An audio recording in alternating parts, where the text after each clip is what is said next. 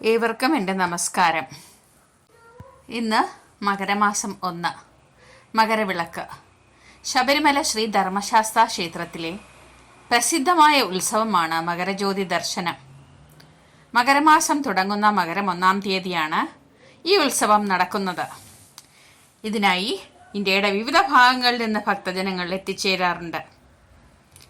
ഇന്നത്തെ ദീപാരാധന വളരെ വിശേഷപ്പെട്ടതാണ്.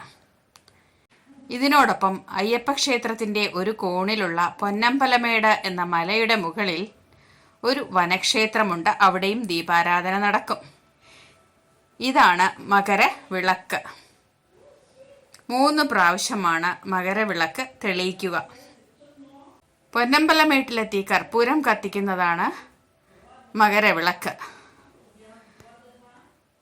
ദക്ഷിണായനത്തിൽ നിന്ന് ഉത്തരായനത്തിൻ്റെ തുടക്കം കുറിച്ച് സൂര്യൻ ധനുരാശിയിൽ നിന്നും മകരം രാശിയിലേക്ക് മാറുന്ന സംക്രമവേളയിലാണ് മകരസംക്രമ പൂജ. ഈ സമയം ഒരു പ്രത്യേക നക്ഷത്രം ആകാശത്ത് തെളിയും. ഇതാണ് മകരജ്യോതി. അയ്യപ്പന്റെ പിതൃസ്ഥാനീയനായ പന്തളം രാജാവ് പണിയിച്ച ആടയാഭരണങ്ങളാണ് തിരുവാഭരണങ്ങൾ. മകരവിളക്ക് ദിവസം തിരുവാഭരണങ്ങൾ ചാർത്തിയാണ് ദീപാരാധന നടക്കുക. തിരുവാഭരണ ഘോഷയാത്രയ്ക്ക് പൂങ്കാവനത്തിൽ കൃഷ്ണപ്പരുന്ത് അകമ്പടി സേവിക്കുന്നതായി കണ്ടുവരുന്നു.